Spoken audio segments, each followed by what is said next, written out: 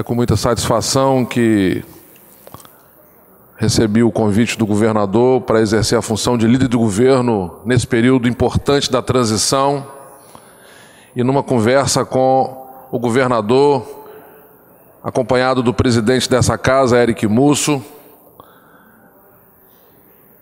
após ter recebido o convite do governador, nós colocamos amplamente para ele o papel que essa casa tem nesse período restante para finalizar o ano e o governo, da importância de discutirmos todas as ações e matérias que estão tramitando nessa casa e que tramitarão com o governo que chegará. Diante disso, o governo nos deu autonomia para dialogar com a equipe de transição, para que nós pudéssemos auxiliar nesse processo de transição importante. Com a experiência que nós temos aqui, onde tive a oportunidade de participar dos dois governos de Paulo Artung, do governo de Renato Casagrande e agora de novo no governo Paulo Artung, tenho conhecimento bastante para poder auxiliar com o apoio do meu colega Jamil Malini, com o apoio dos colegas deputados. Imediatamente após receber o convite também comuniquei o governador eleito Renato Casagrande dessa missão que nós estaremos assumindo a partir de hoje, no intuito de auxiliar a transição, que é importante para o governo que sai e para o governo que chega. Então esse é o nosso papel. Quero pedir colaboração dos colegas deputados para que nós possamos encontrar um caminho que for o melhor, mas dizendo sempre que qualquer medida a ser debatida aqui, antes ela será discutida com a equipe de transição, para que nós possamos fazer uma transição tranquila, equilibrada e que respeite a chegada do próximo governo, que toma posse no dia 1º. Então eu queria agradecer a confiança do governo, do governador Paulo Artung, também agradecer a confiança do governador eleito Renato Casagrande e pedir a confiança dos colegas deputados para que nós possamos aqui analisar as matérias importantes que serão votadas aqui e que serão analisadas por todos os colegas deputados. Muito obrigado, senhor presidente. Com grande carinho e respeito, que a gente acolhe o deputado Marcelo Santos como novo líder de governo. Eu desempenhei esse papel interinamente, enquanto eu pude, assim, com a compreensão, o carinho de todos os colegas que nos ajudaram até aqui. E eu fui vice-líder do Rodrigo e a gente conseguiu construir o que está implantado nesse Estado através da Assembleia e da parceria de cada colega aqui, no entendimento de uma oposição sadia, respeitando a posição de cada colega. E dizer que a gente vai continuar também dando esse suporte ao nosso novo líder, deputado Marcelo Santos, e eu que só tenho que agradecer a cada deputado o carinho a mim prestado aqui, enquanto fui líder interinamente aqui nessa casa, mas se o líder não tiver um bom diálogo e uma boa convivência com os demais colegas, a gente sabe que as coisas não andam. Eu quero agradecer aos demais colegas a esse entendimento e esse carinho a mim prestado.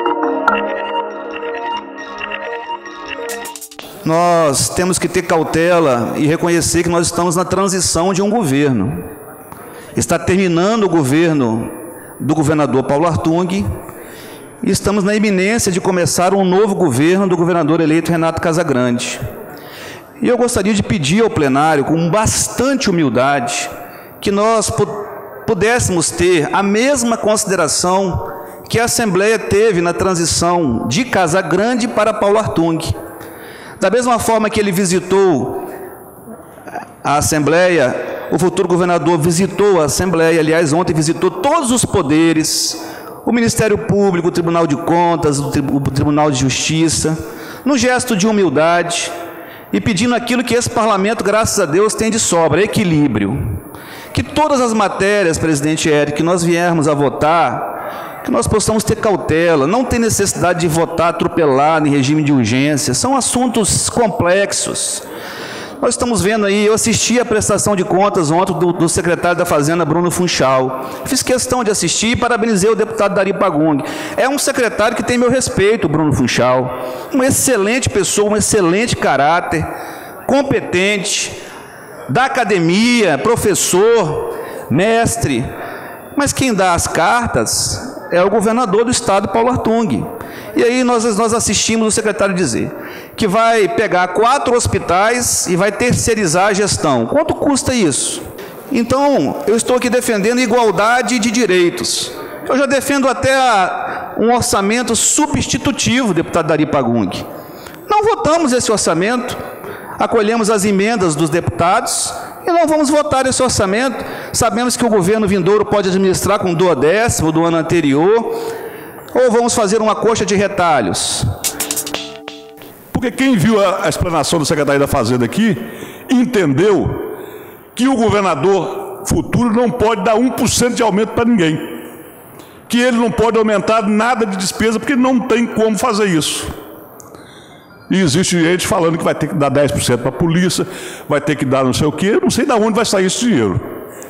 Então eu acho que ganhar a eleição é muito bom, tem que se comemorar, mas tem que ter humildade para poder conseguir fazer uma transição na paz, na harmonia, numa situação difícil da economia do Estado.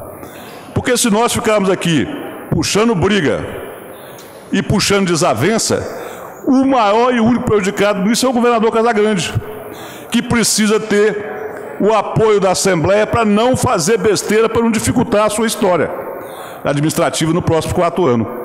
E uma das besteiras é baixar imposto, no momento em que o Estado está com a arrecadação praticamente na linha com a despesa e com o custeio.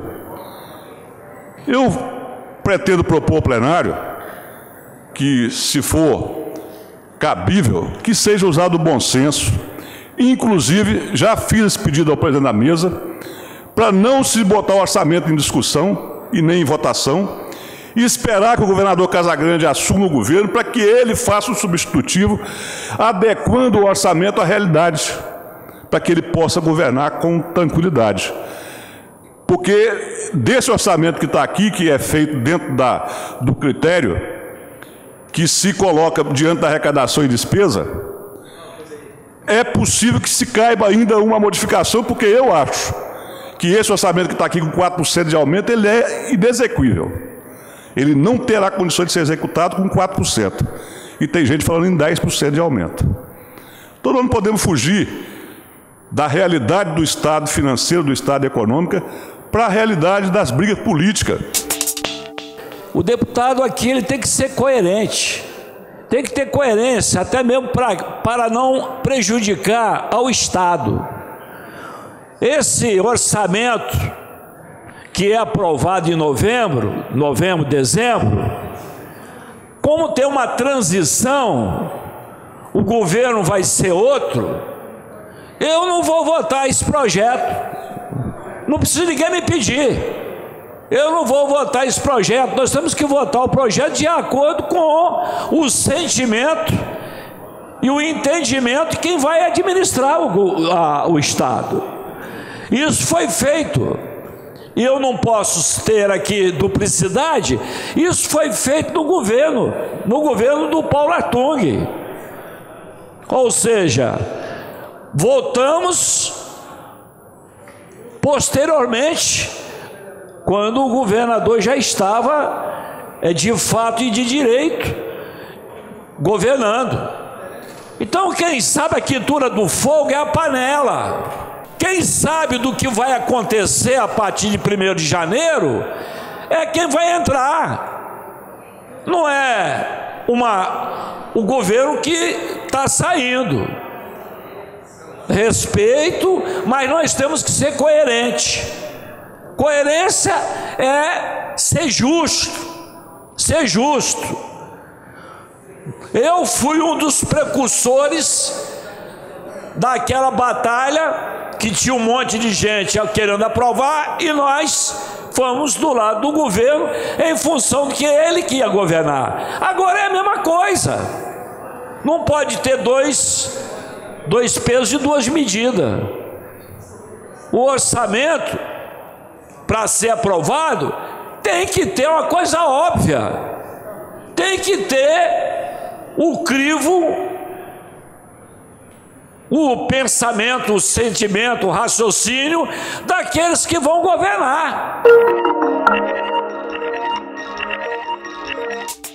Sem eles, os professores, não teríamos sombra do que somos hoje. Por isso, não podemos deixar passar batida essa data. Além de celebrar e homenagear quem leva a vida para ensinar, educar e formar novos cidadãos, devemos ainda lamentar as condições a que muitos são submetidos. Falta de estrutura para lecionar, baixos salários e insegurança são alguns exemplos que podemos citar. Ainda assim, muito se cobra dos professores para que seu desejo por ensinar supere suas necessidades humanas e profissionais, abdicando da própria dignidade. Por quê? Porque às vezes ele até fere a sua dignidade para dar aula sem condições, em condições insalubres, em classes que não tem sentido mais no século XXI o professor fazer o que faz. E muitos ainda dizem, eu tenho isso ali na minha gaveta, no livrinho de Evandro Moreira, e diz que pela profissão de professor se tratar de uma missão, ele não precisa ganhar muito, ele pode ganhar menos. Olha o absurdo que se chega a pensar dessa forma, porque o professor ele tem que pagar aluguel, tem que pagar prestação, ele tem que botar a gasolina no seu carro, se ele tiver, né, Majéssica? Se ele tiver um carrinho. Normalmente ele pode comprar uma bicicleta com o salário que ganha hoje. Nós tivemos em 2014, e eu falo disso, já falei várias vezes, nós tivemos o Plano Nacional de Educação aprovado em 2014, e a partir de 2015, baseado no Plano Nacional, foram aprovados todos os planos estaduais e todos os planos municipais de educação. E o que nós temos visto é que grande parte dos governantes tem ignorado solenemente o cumprimento das metas estabelecidas pelo Plano Nacional e, por extensão, pelos planos estaduais e pelos planos municipais. Nós vimos isso, estamos vendo isso agora durante a campanha, né? Então, assim, de volta e meia aparece alguém com ideias mirabolantes para a educação. O Plano Nacional de Educação, ele não foi feito por políticos, ele não foi feito de uma forma rasteira. O Plano Nacional de Educação, ele foi elaborado depois de anos de debate com pesquisadores, professores, especialistas, movimentos ligados à educação. Depois de tudo isso, né, das reuniões do CONAI, depois de tudo isso, foi elaborado o Plano Nacional de Educação com 20 metas e as suas estratégias. Existem metas que talvez ali sejam ambiciosas para serem cumpridas num momento em que o país vive uma crise econômica tão grande, e elas podem ser revistas. Agora, ignorar simplesmente o plano, isso não é ter compromisso com a educação. Então, por exemplo, hoje se fala muito sobre, alguns defendem muito a questão da militarização das escolas. Em que lugar do mundo a educação foi transformada militarizando escolas?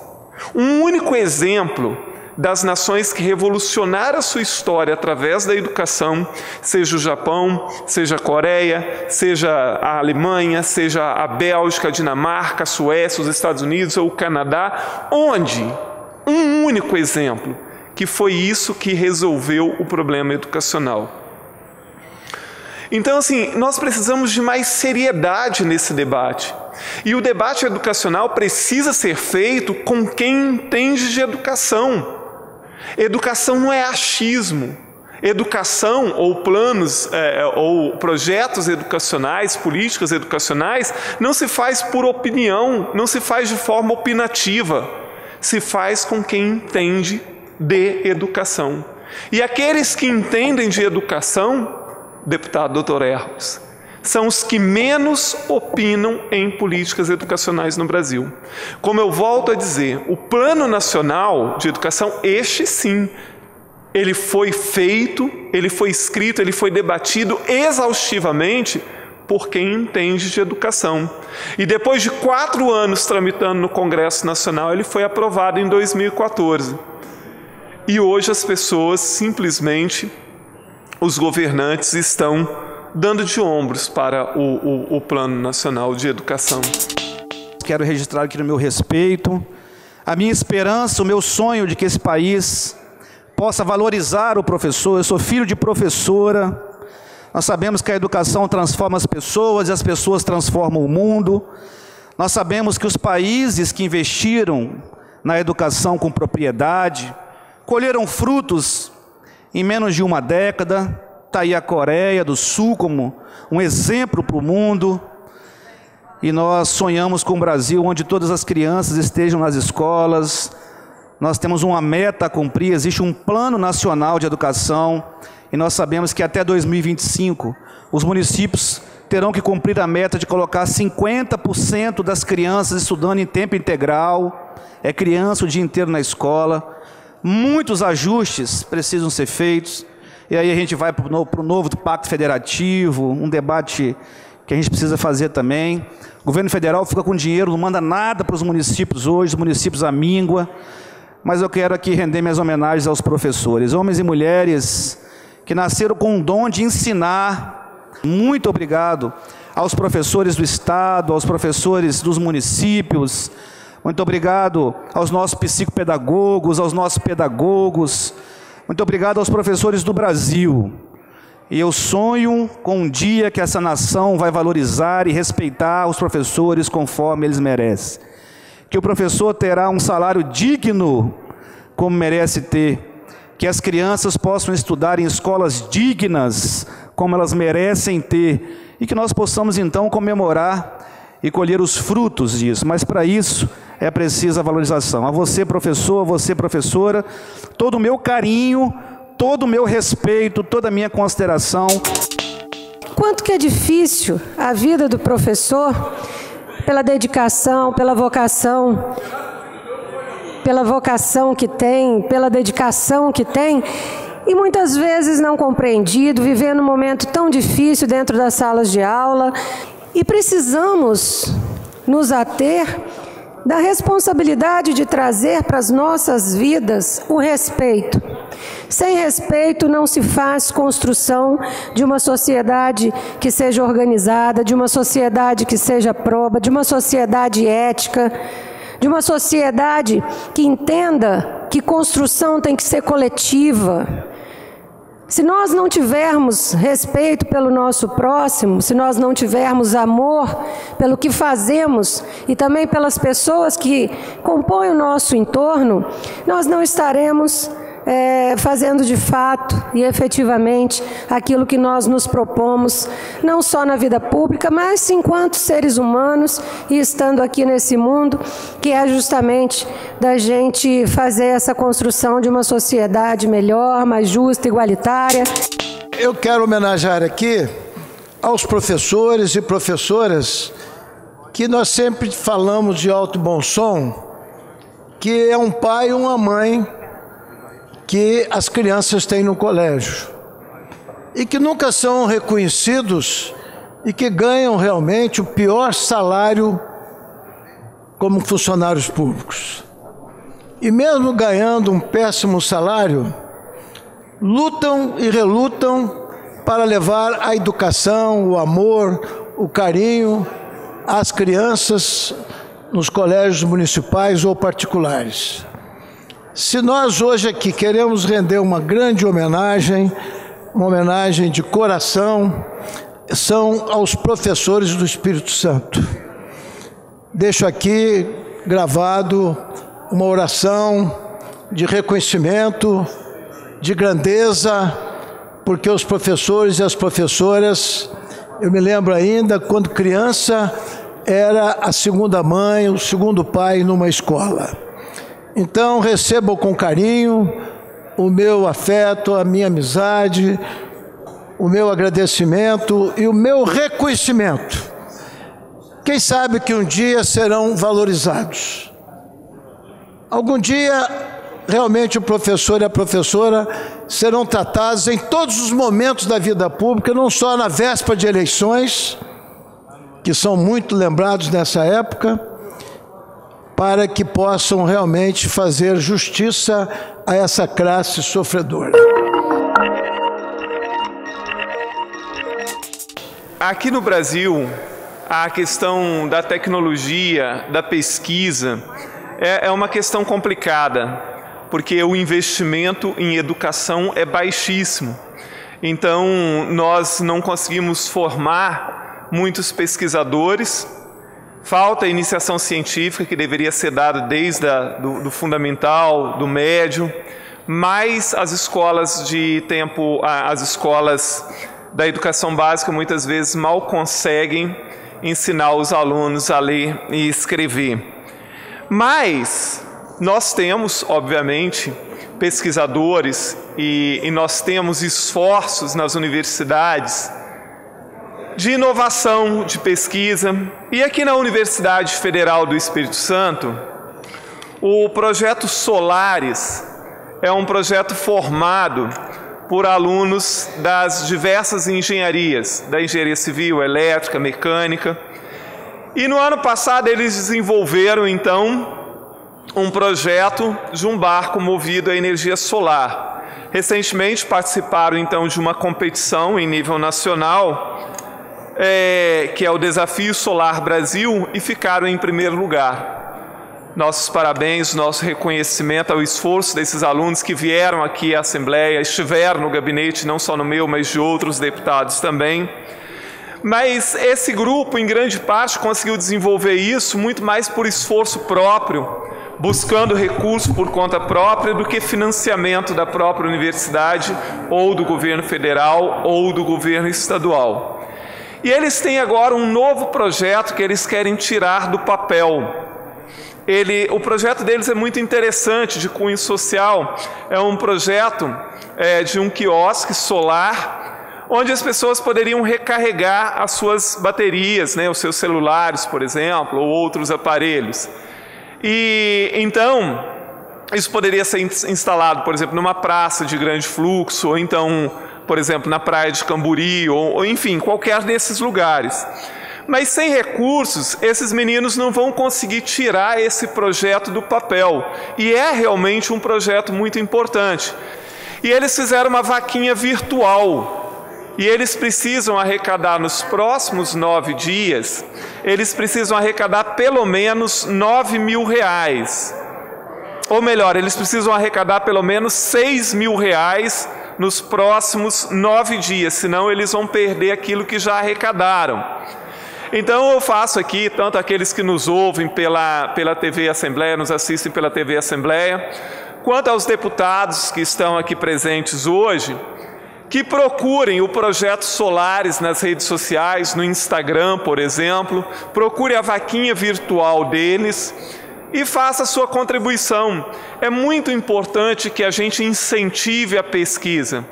Esses jovens fazem um trabalho fantástico, estão empenhados em um projeto que é sim um projeto de utilidade pública, que é um avanço na questão da energia solar, e eles esperam contar com a nossa contribuição. A matéria, para que os capixabas que nos acompanham possam saber, aumentar a competitividade das empresas de transporte aéreo, regular de passageiros, estimulando a realização de investimentos voltados à geração de emprego e renda, e a redução das desigualdades sociais e regionais mediante ajuste, ou seja, reduzindo a alíquota interna de 25% do ICMS, no caso, para combustível de aeronave, para 12%. Bom, onde eu quero chegar? Eu passei a ser criticado em alguns momentos porque eu estou defendendo o povo, principalmente o mais pobre. Porque eu apresentei o projeto e nós aprovamos, com a ajuda dos meus colegas deputados e deputadas, a redução da conta de luz em 7%. E aqui é um exemplo claro. Me criticam às vezes, porque eu ajudei o povo, ajudei você que está na sua casa, que teve 18% de aumento na sua conta de luz. Eu espero que o governador Paulo Artung sancione. e desejo sucesso ao governador futuro, que ele possa fazer os ajustes para acomodar esse impacto financeiro. Porque abaixaram a da cachaça, abaixaram da cerveja, abaixaram do milho, abaixaram do leite, sem problema. Agora estão abaixando da aeronave. É em nome da competitividade, porque pobre não anda de avião. Classe média não anda de avião. Quem anda de avião é rico e milionário. Mas se vai melhorar a competitividade, eu entendo que vai gerar renda, emprego, oportunidade. E como há uma contrapartida, a matéria passa a ter um equilíbrio. Mas estão abaixando o ICMS. Então não pode abaixar da conta de luz, porque vai dar impacto de 200 milhões, que façam um corte de 200 milhões. Ah, são 300 milhões, que façam um corte de 300 milhões. Para você, capixaba, entender, o orçamento do Estado para o ano que vem é de mais de 18 bilhões de reais. Bilhões. E aí tem o Poder Legislativo, a Assembleia, tem o Poder Judiciário, tem o Tribunal de Contas, a Defensoria Pública, tem o pagamento dos servidores e os investimentos. Então, é um exemplo claríssimo de que a gente tem que seguir uma linha. Abaixar a conta de luz não é a favor, não, é obrigação do parlamento, porque o povo está gemendo, está tendo dificuldade para poder pagar a conta de luz. E se pode abaixar da aeronave, volto a dizer, quem é que tem aeronave? Quantos por cento? 0,2% tem aeronave, helicóptero, aviãozinho, né? Ou as empresas aqui, mais uma vez, beneficiadas.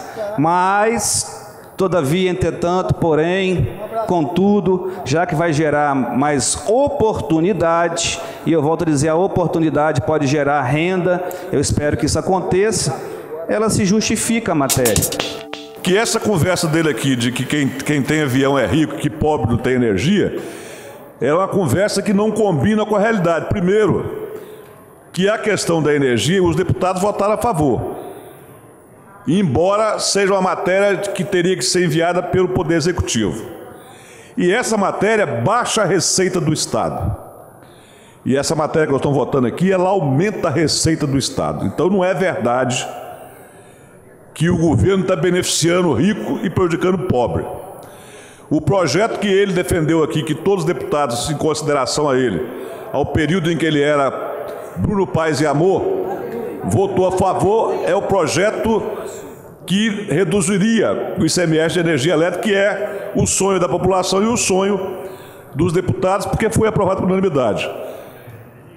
E depende agora da sanção, e ele está aflito, não quer antecipar o prazo da sanção. Mas o projeto que nós estamos votando aqui, deputado Bruno, é um projeto que ele reduz o ICMS de querosene, combustível para avião, não é para prestigiar quem tem avião, não, é para prestigiar o Estado que está levando prejuízo para os estados vizinhos em face do ICMS nosso ser maior, e as aeronaves não abastecem no Espírito Santo. Para o senhor ter uma noção, só as aeronaves particulares vão aumentar em mais de 100% o abastecimento no Espírito Santo. A aeronave que vai do Rio para Belo Horizonte, do Rio para Salvador, elas vão fazer abastecimento no Espírito Santo, crescendo o número de ICMS e criando rotas positivas. E nós precisamos ter altivez, ter inteligência, ter capacidade de entender que o Estado tem que criar condições de infraestrutura para atrair o investimento, para atrair os empregos. Porque se nós ficarmos aqui na região sudeste, entre Rio e São Paulo e Minas Gerais, que são estados populosos, se nós não mexermos na nossa legislação para viabilizar a atração de infraestrutura para cá, nós vamos ficar isolados na região sudeste. E o que procura o Estado, sempre procurou o Estado fazer, desde a época do Fundap, é criar uma condição de concorrência com os estados maiores.